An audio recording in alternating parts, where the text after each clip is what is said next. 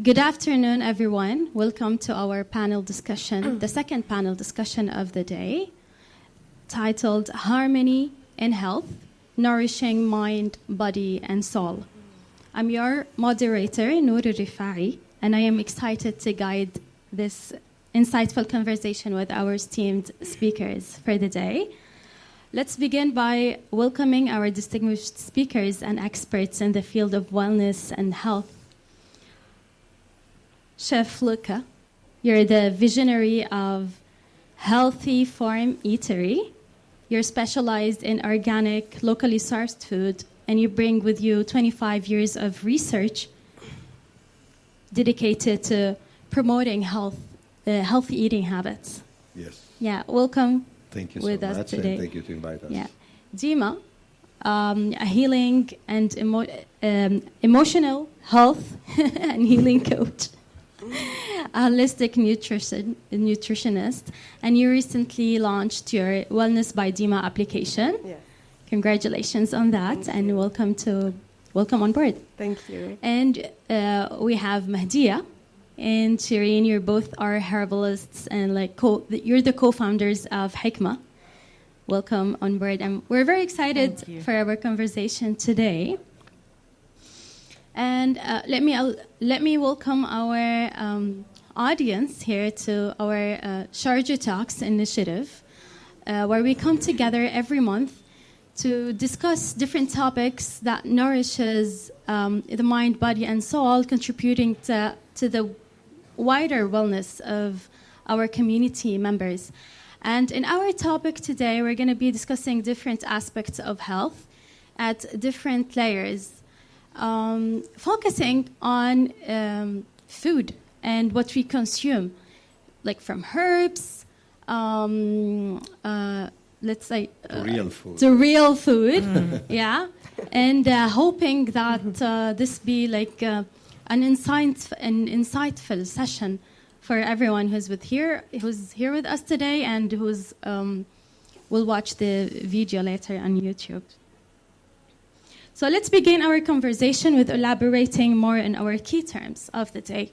So let's start defining our term, like what is wellness, what is health, what is organic wellness, and what is the difference between like a nutritionist and like a holistic nutritionist? What is clean food? What is organic food? And like each one of you, you cross paths together, like in terms like you all share the like similar mission, but you choose like somehow different paths. Like if you can elaborate more on that, Yeah, like but let's they have to set the work it out. definitions first, so like everyone is on the same page as us. Yes, but all these they need to go together, Yeah. because it's not only necessary to eat well or to eat properly, but need to also to exercise, need also to get the intake of herbs and everything. So in somehow we are in each different position, but together work. You complement each other. Yes, correct. Because only one is not working. Yeah. Yeah. So what is organic food? Like, wait. Organic food, let's say, is something that started from a while. After that, we saw that almost the agricultural world was completely spoiled from a lot of pesticide. And then if we go in the farming of chicken or shrimps or whatever is it, the color that they use, the hormones. And so organic was one movement that started, let's say, mostly in Europe and in USA in later 30, 40 years ago. And at the beginning was a quite difficult situation. I mean, move from one conventional to one organic.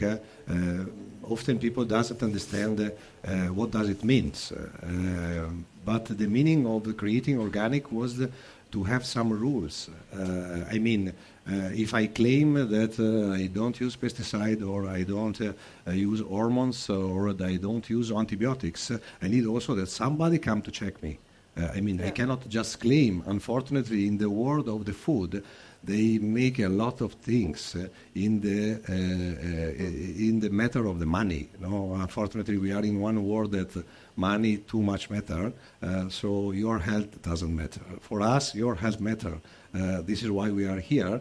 And so organic means to have one organization that at least go in the farms, checking what are you doing, take the samples of the soil, take the sample of the meat. So means that at least when I buy organic, I buy something that previously someone checked it.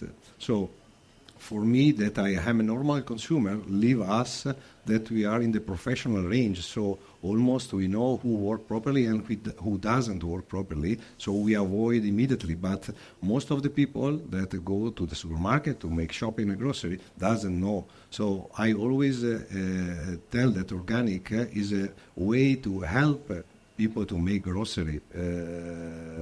This is very important because doesn't mean that you have to spend time to find a good supplier, but just look at the label and you start to have the first step of quality, of not contaminated. So this is what does mean organic in somehow from our side. This is very interesting, and I believe like at the core of organic is what we already as like humans used to live with.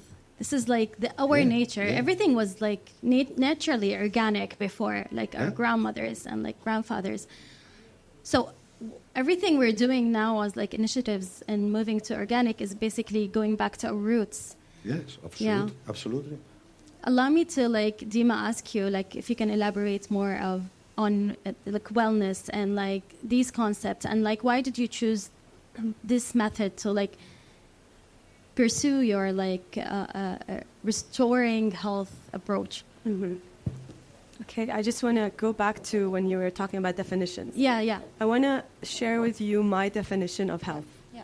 So for me, health is not the absence of disease. So let's agree on that. It's not about me not having disease means I'm healthy. Health is a state of being. It's a state of constantly becoming, and it's in line with the origin of creation.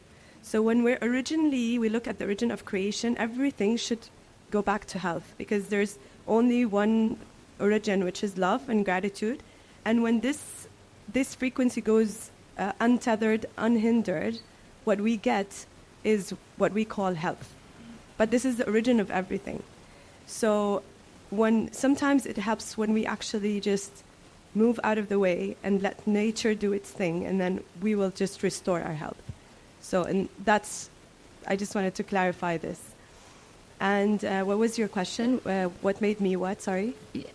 If we're going to talk about definitions, what is the difference between a nutritionist and a holistic nutritionist in terms of like definitions? So I'll talk about my part, which is holistic nutritionist. Now, it is usually used when we spell it, right nowadays, it's spelled as HOL, but the way I feel, that's the word they've been using.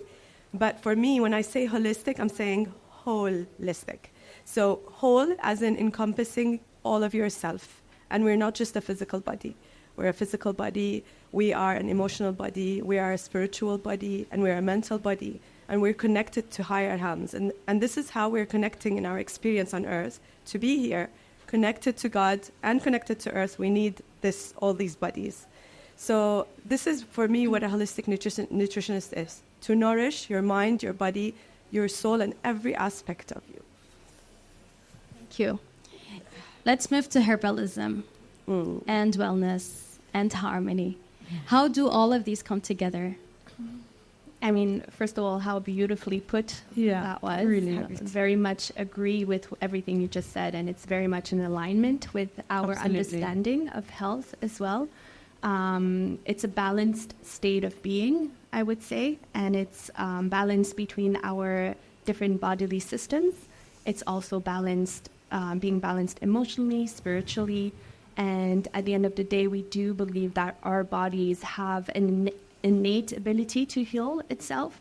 So as herbalists, what we do is we guide people that we work with towards whether nutrition, lifestyle changes, but then also plants and herbs that can support our body to do the innate healing. Another component I would add to this is that we tend to, to look at health as not only the self. So, obviously these past couple of years, there's been a huge self-care movement. For us, self-care is important, but there's also community care. So a big part of health is also being in service to others. It's being in service to the earth, and it's being connected to the divine as well. And then necessarily the self also feels better. The self also needs to be a bit pressured sometimes. We see this in various spiritual traditions. When we think of fasting, for example, fasting is putting pressure on the ego. And the ego sometimes needs to, not be in, constant abundance, and that is a source of disease as well. So having some restraint sometimes is also good. I love what you said about health not being the absence of disease. Sometimes illness and diseases come into our lives for a reason, and we often take as an example having a fever. Having a fever doesn't always need to be fully suppressed. Often a fever comes because it has a job to do. It's there to kill pathogens. It's there to raise our bodily temperature because our body needs it, basically. To heal, yeah. Yeah, I think we're living in... Hello, everyone. I think we're living in times where we're really been told to get used to suppressing symptoms rather than being allowed to feel them and to use them as our body's signal to show us what's going on or what's wrong, or not what's wrong, but what needs to be helped with or balanced. Those are our body's signals, and they're really important. So instead of trying to get rid of them, we like to feel them, address the root cause, and that's another way to achieve optimum health. Also, I'd say that health is this feeling that a lot of people don't feel as much anymore, which is vitality, and this feeling of just feeling really good. It's like a lot of us are existing in this, there's a bit of things that you can't really name what they are, like brain fog, or your digestion's a bit sluggish, or you're well, but you're not 100, you're not full of vitality. And I think it's really important that is achievable, and we can do that by removing toxins from our lives, by incorporating herbs, by eating, pesticide-free food, organic food, and just going back to basics, the pillars, which are, again, exercise, good sleep, sunlight, connecting to earth is so important. And I think herbal medicine was my personal way, and I think also Mahdia's, to connect to earth and to connect to plants and to realize that we are in relationship, and we're slowly severing that relationship. We need to rebuild it,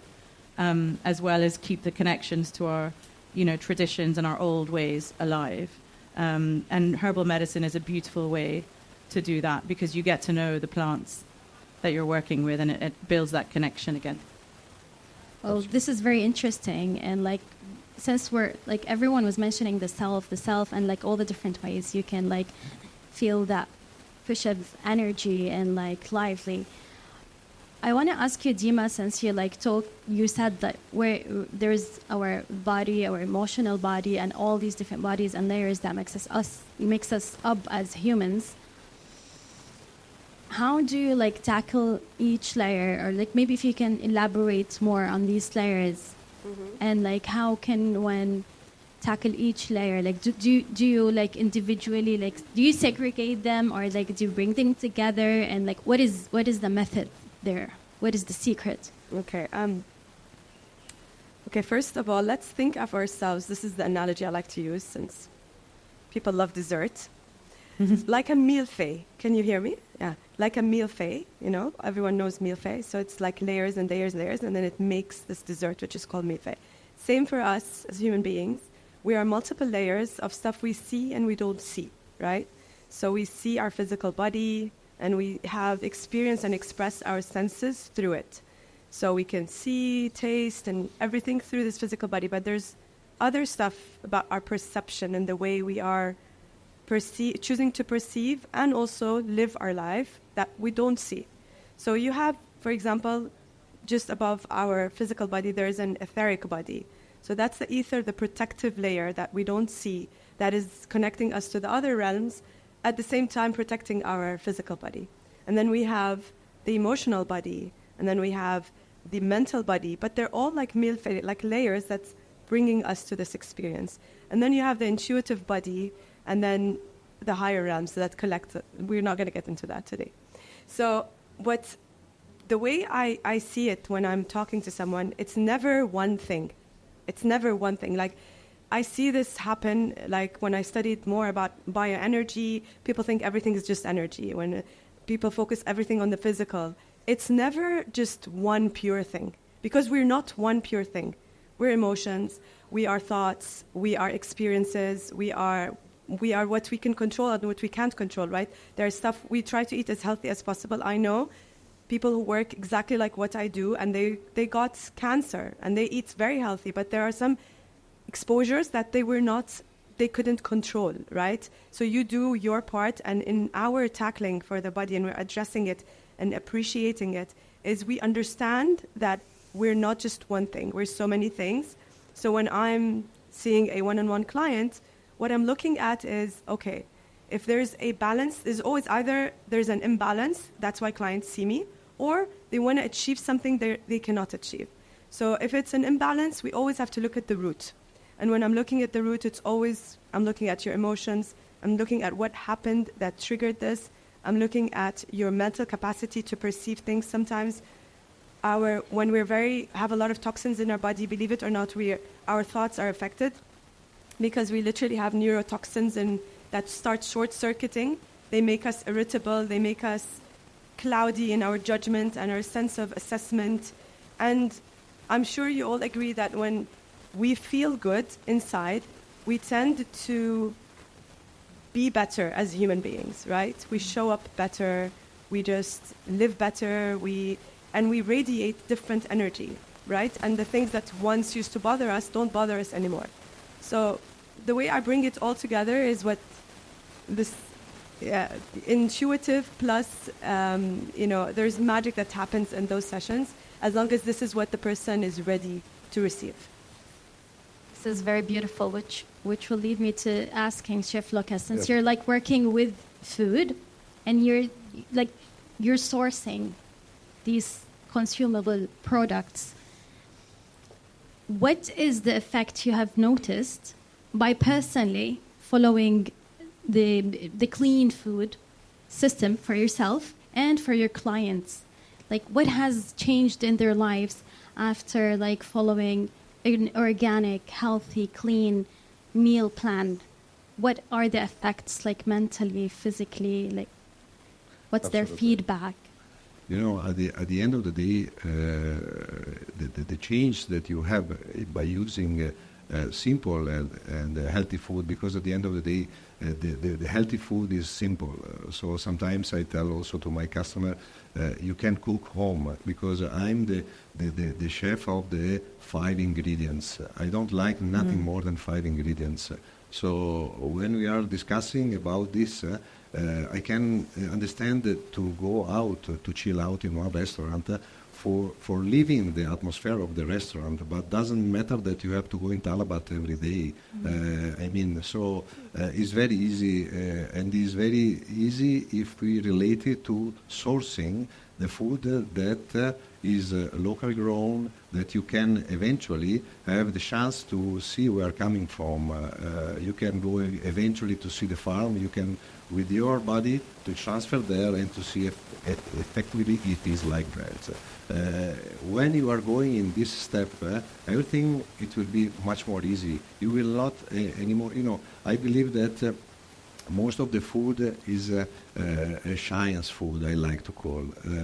Probably, but I don't want to speak about the big brand of fast food, but probably in this table, there's no one chef sitting there when they realize one recipe for one burger or one chicken fries.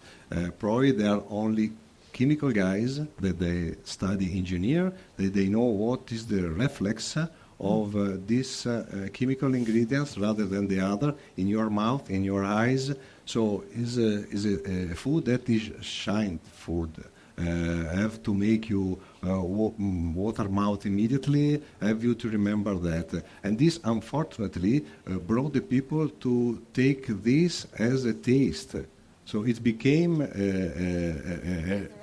as a reference. Unfortunately, the reference is not anymore the clean chicken, whatever is it coming from, but is this, with this, with this, with this. And this is wrong. This is why our job was very challenging at the beginning, because, and this is why sometimes comes the question, healthy food is not tasty. It's not true. You start from a different points. Yes. You start from the points that it is wrong. Let's go back. So let's go to my grandmother, to my grandfather, where wasn't the fridge, was frozen items, wasn't nothing. And we take and we have this. This is the taste.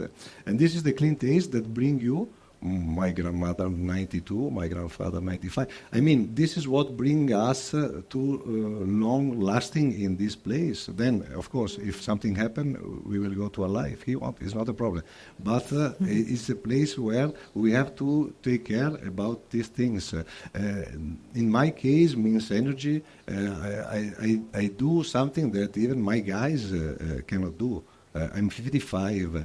I can work 12 hours a day for 7 days a week, and I don't feel tired. I mean, and in the relation with the people, you are quiet. You get this serenity that is belong the system. So when you eat healthy and when you stay healthy in this way, in somehow you impact also who live close to you. I mean, if I'm hungry, who live close to me, they will not be happy because I'm hungry. So if I brought this healthy eating in myself and healthy living, because I go to touch my difficult point in my emotional or in my part of the mental situation, it's helped me to healing. I was last year I had operation to the heart.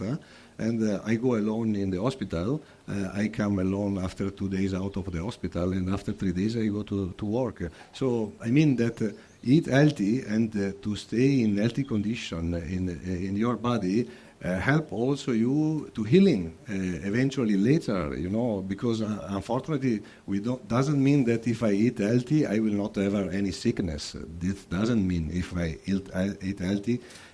I don't know never what will happen, but at least in this moment, probably I will be more stronger to fulfill the needs of my body, to fighting against the situation and go out of the situation. So this means a lot.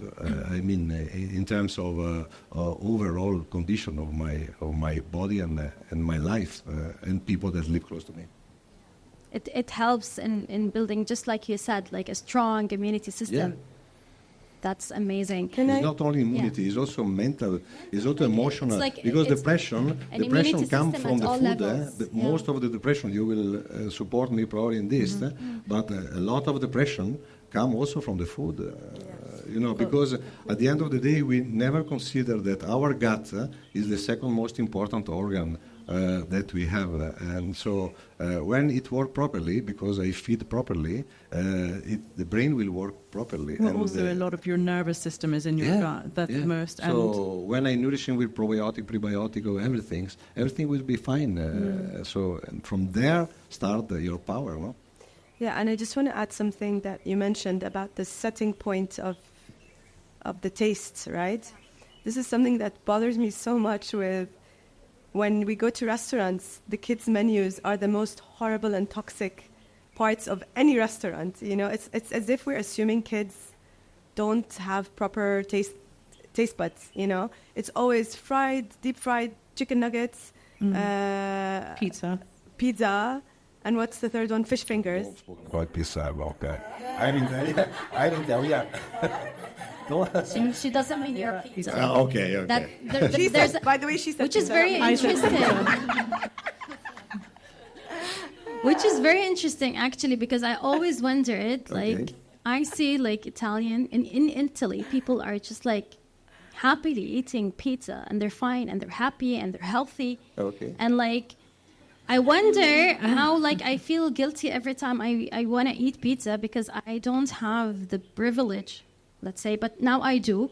Okay. That I can, like, take my food from you.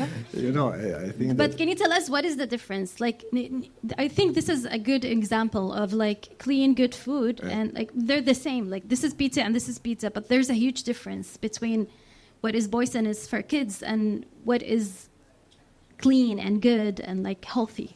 You know, we are Italian generally. We are, let's say, even in the kitchen, we are more product-oriented, no? And we fight always with our friends of French that they are more technical-oriented. So I always say that they are very good because from very small or cheap things, they can, I spoke a good level of colleague, they can make very nice things.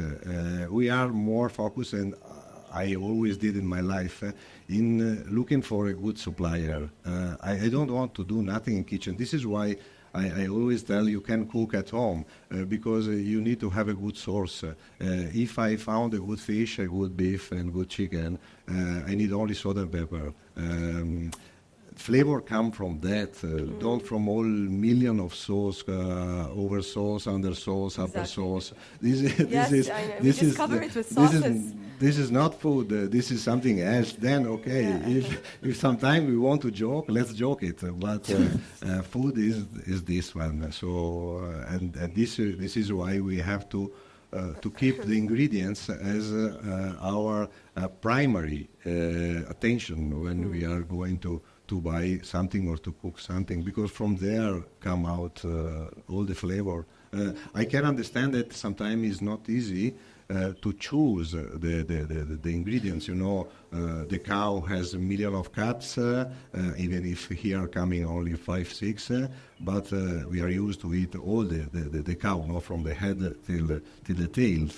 Sometimes in some market you don't have this kind of luckiness, but you know, you just need to build. You know, we are coming from one culture where is existing the small butchery, and we still have here because I'm driving from Sharjah to Dade almost every day, and especially in Dade, that is 25 kilometers from here, half an hour approx, you still have this small butchery where you can ask to them to slot this, to give me this part, because each part has different function and different support to you. So to buy proper and to have good things from proper is very easy. So it's just basically going back to the roots and like sourcing clean organic ingredients, and that's what you do. You just your source like the flour and everything is just like pure organic and clean. You know, we work in this project in Sharjah.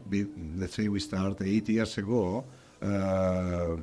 We are belong the royal family of Sharjah, and you know, one of the things that we saw in the COVID period was the lack of food. No, was not easy in that period to running. So His Highness want to find a way to go out from this situation eventually if it's coming again. So from that start all the project.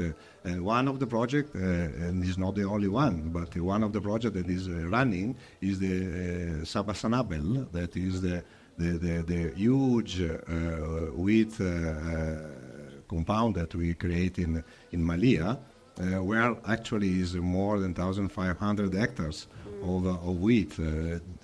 Means to give a quite good port in case of whatever happens. It belongs to the food security project, but it also belongs to showcase that in this area it's not true that we cannot do nothing. You know, it's easy until 10 years ago to import from outside. But import from outside, especially from my side, don't give comfortable. I'm comfortable when I give to you to eat something that I'm sure where coming from. You know, unfortunately in our job, sometimes is missing the ethic, is missing the morality, you know, and so whatever is make money is fine, is not a problem. But if you get sensibility, you start to put some barrier. No, this I cannot give. And this take time, because it takes time to build. Take project that's often coming from the big entity. You know, cannot this be running by one normal and private guys, because at the beginning need a lot of money, need a lot of support. So it's like when you build one road, it's like when you build one bridge. It's the same in the food. This is the bridge of the food, to going to plant and to create something that can be grown in our country, that can be checked, that can have an origin, that can support the local community, that we can give a job to the people. You know, it's all the connection around it's like around it's this, an integrated process, and I think like us being here today is like a positive step towards like because you know a sometimes better future, which this takes me actually to like exploring a different perspective on wellness and how what we consume contribute to our like physical, emotional, and like overall general health.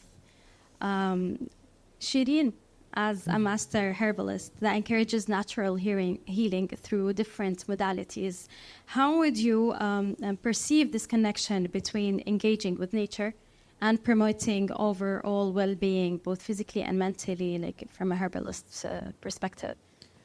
I think in the same way that Chef Lucas speaks is the same way we work with herbs, is ensuring that they are organic, pesticide-free, and that we also are stewards of the earth and the lands that we work on.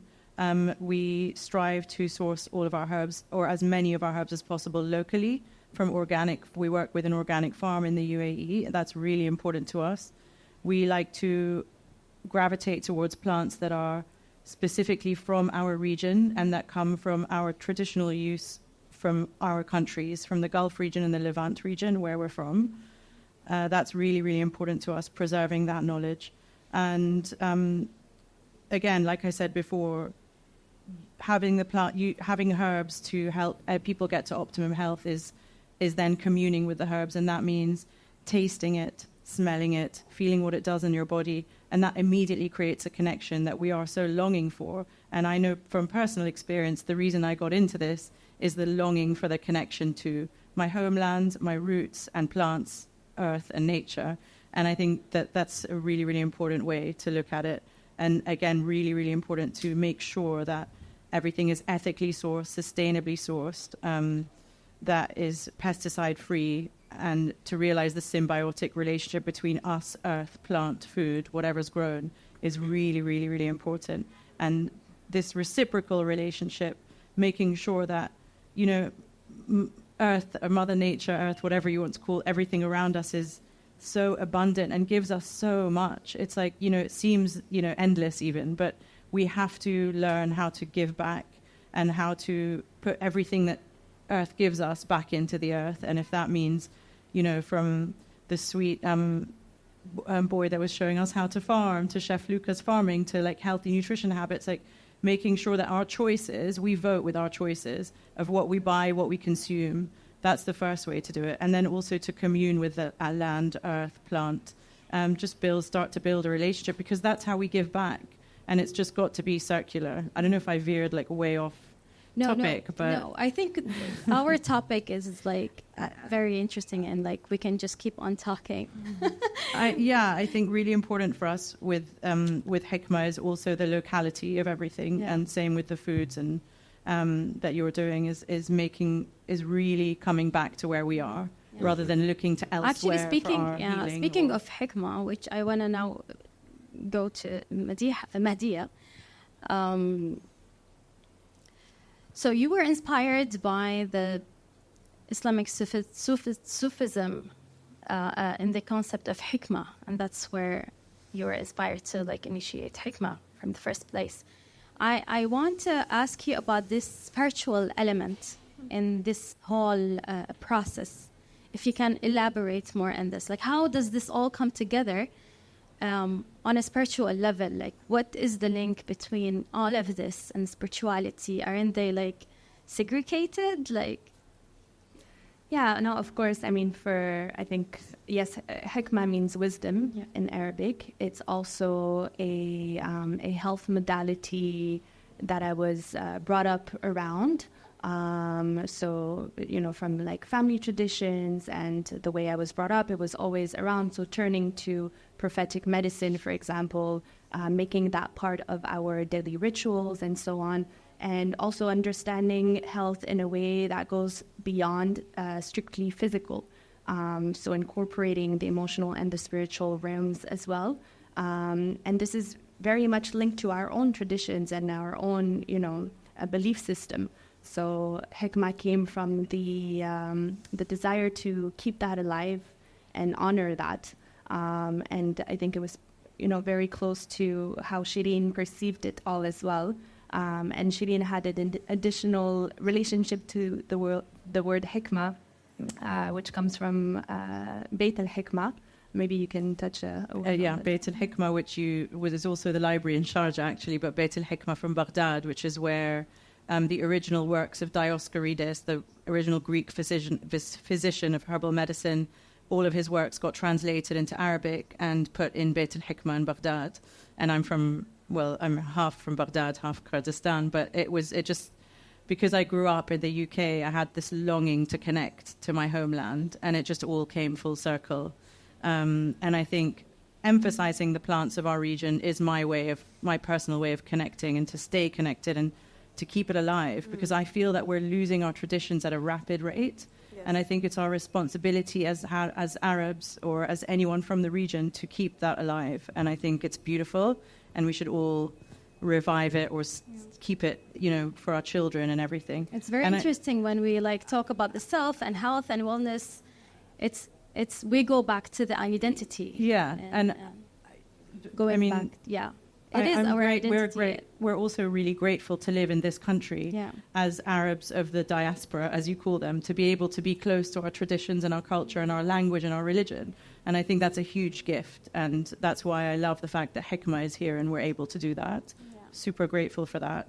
I just want to quickly show this book because this means a lot to us, and we work with Shahina, who wrote this book. She's a senior botanist at Kew Gardens, and it's called Plants of the Quran. And this has so many of the plants that we work with at hikmah, and I think it's really important documentation of our plants. Well, not our plants, but the plants that are around us. Wow, that's very beautiful. So this is a beautiful book. And it is aligned with the spiritual element that I just asked about. But I want to I want to dive deeper into this. I still want to ask about spirituality and food, and because the majority maybe don't necessarily find a link between these two elements. Dima, I know you have a special program for Ramadan specifically that you tackle all these different elements together.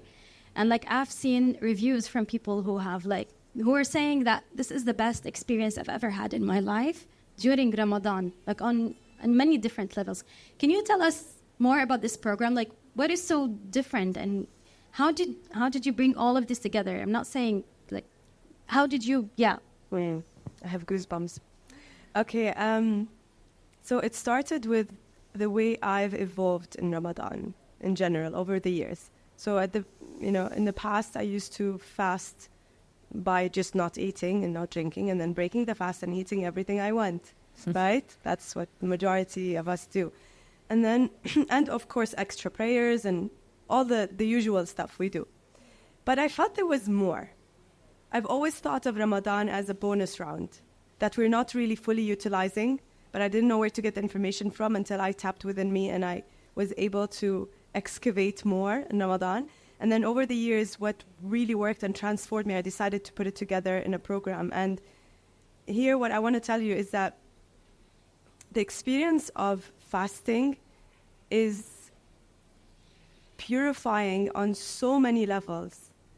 It is so sad that we don't have enough education about it, because it can transfer you. The most magical and mystical moments of my life happened in Ramadan, because it is like an all-in-one package where you're working on your physical template, on your emotional template, on your connection to God, because somehow the things that we do inside Ramadan, we don't usually do outside. So Qiyam Layl, for example, when we wake up in the middle of the night and we pray. And that by itself, doing it consecutively, if you choose to do it 10 days in a row, or you do it the whole of Ramadan, this is for me one of the most transformational moments of my life. There is something that happens when you are purifying your body. At the same time, you're sitting in silence where most of the people are asleep, and you're just saying, I'm just here to connect. There's something that happens that I don't know how to explain very well, but through the program, I basically take the group with me through this journey. And everyone goes on their own journey, but we're all a full circle at the end of the day. We start with literally excavating all our addictions. And our addictions don't start with just, the food and your coffee. And no, I'm not only talking about those addictions. We're talking about addictions of our mind. We have addictions that we cover up through our food, and we don't realize it, or through excessive consumption, or through our shopping, or online clicking, even if we're or social media scrolling. These are all addictions we have. And we have to keep ourselves in check. And Ramadan is such a great time because it's like you're faced with nothing, but this is the mirror of what your addictions are here. You have nothing to keep yourself busy with. You can't eat. You can't, and you watch out for what you say usually in Ramadan more. And also what you're listening to, right? What you're consuming. All of these work together. And you're like, okay, what do I do now with myself? You know what I mean? And that precise moment is where your shift starts happening. And this is what I take my clients through. So every week we go through a theme and we have some homework to do to work on ourselves. So it's an inside out process, plus how to break our fast, not all you can eat. But you're not going to be starving or anything, but it's just a process of literally going through a physical and spiritual and emotional journey, and how to also do suhoor, so how to nourish your body in a way, because something that we miss out on a lot is hydration. So how to maximize our hydration within our eating window. And also for women, it's very important that to support our adrenal glands and our hormones, because sometimes to go through a very long period of not eating for people who are prone to it, if you don't know how to nourish properly, it can have adverse effects. So I go through all of this in the program. That's very beautiful. Let me just I want to quickly tap on being, again, regional and sourcing local and getting plants from the region, ingredients from the region, and things that grow around us. What is the difference? Does the land provide differently when? No, I always also mention one thing. We're farming a lot here in a way, especially in the last 5-10 years. Of course, that the level in terms of nutritional value that we can have from the product that come here cannot be the same that I have in Italy, cannot be the same that you have. So they're different. Of course. Yeah. But what I always say is natural, soil matter is not that that doesn't matter a lot. But what I want to say is that if I going to produce something here that, let's say that it will have 70% of the nutritional value, okay, let's say 70%. That's nice. If I take something from outside, let's say I pick up one strawberry in France or in Italy, whatever is it, when they pick up the strawberry, it will not be ripe because it has to go to the warehouse, has to be shipped, has to come here, has to be clearance, has to be go in the supermarket. So all this cycle is the cycle that ripening the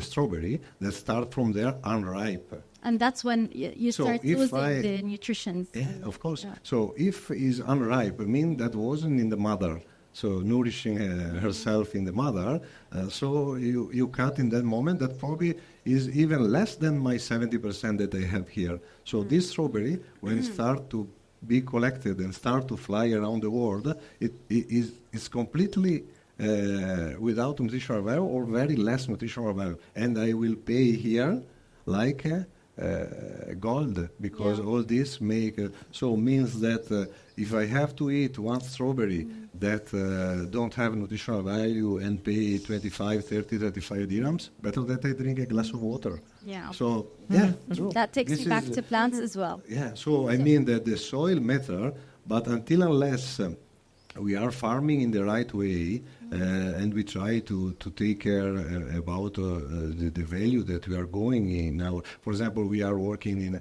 aquaponic. We have 25,000 fish in the pool and nourishing all the leaves.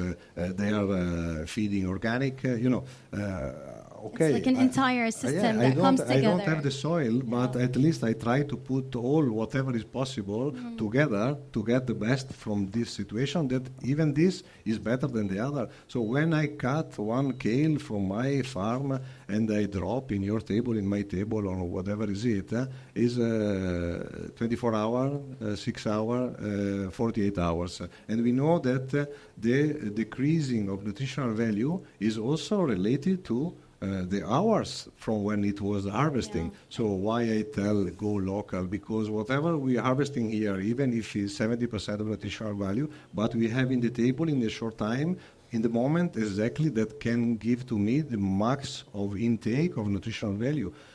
So it's a little bit more bigger, the concept. So it's fresh, it smells differently, it tastes differently, and it's more beneficial. Yes, and give apport different nutritional Thank value. you.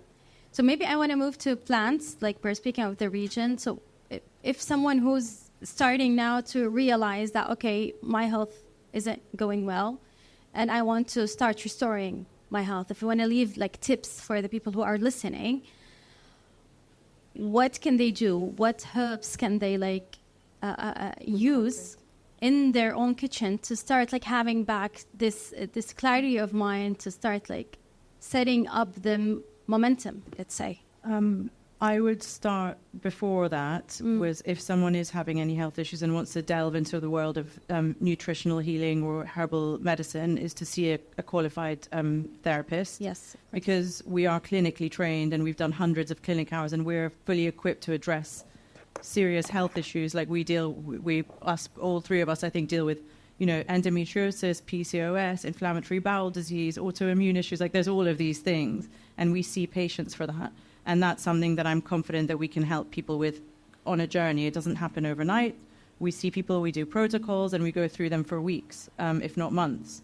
That would be the way to start if you're really dealing with a chronic health or any health issue, really, is to not be intimidated. Come see us. We're not scary. We're so happy to help. We spend our life literally in service. This is our reason for being, is when we hear our patients come back to us and say, like, wow, I feel so much better, is the most rewarding thing ever. So that's number one. And when it comes to your own herb usage or kitchen herbs, just start with one plant that's available and get to know it. Like, it could be sage, and you start just having sage and notice how that makes you feel. Have a cup of sage tea every day and notice how that makes you feel every day. Like, just start to be in relationship with the plant or whatever you're ingesting. And that same thing goes for food, right? I don't know if Mahdia wants to add. I would say get to know the plants around you as well. Just look up and, we often think we're in the desert. We are in a desert, but the desert is so rich, there's so many, the local flora is very rich. So get to know the plants that grow here, get to know their properties, how they were used traditionally, whether it's the gaff tree, acacia, date, the palm tree. There are so many plants that are from here that are absolutely brilliant in terms of supporting our health.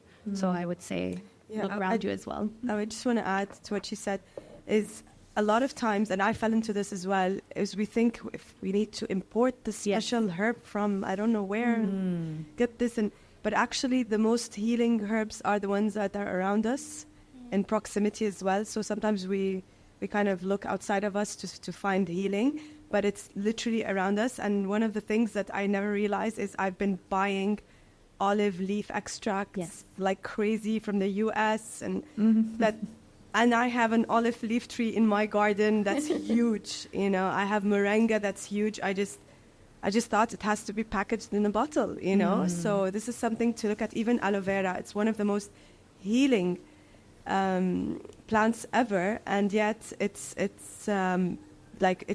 so low maintenance, like it grows everywhere, but we kind of not look at it this way. It's just everywhere. Not only this, You if take it for granted. if you go also to see the camel, for example, no, that we have here a huge population of camel, but if you go to discuss about the camel milk is not a milk. Camel milk is a medicine. So if you go to see what is the apport that can give the camel milk is huge. It's contain also insulin if you go to see the numbers.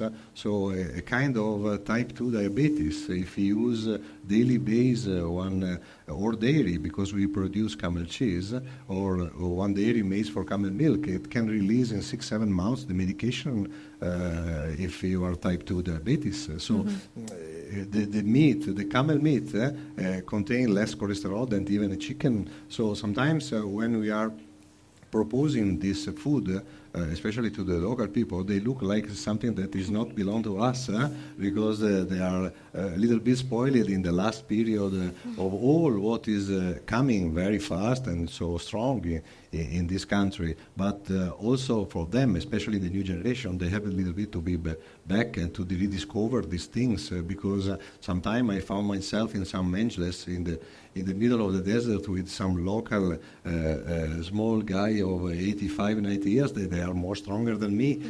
So it doesn't mean that what they was eating before was the right things. And also because I want to add one thing, bacteria that are here, we are made from bacteria, as I'm made from bacteria or made from bacteria. And bacteria that are living here are different than bacteria that live in Italy, that live in USA. So this is why sometimes, for expats especially, we suffer a challenge when we come here, because our bacteria cannot matching with the bacteria living here. So we need a period where it's come to reforming a proper structure. So if I'm eating what is belong this country is what is growing in the condition of bacteria of this country, so will help me, like expat, no-body Arabian, to integrate it more my body in this climate condition, in this environment and everything. So the consuming local has a lot of meanings that is not only the one.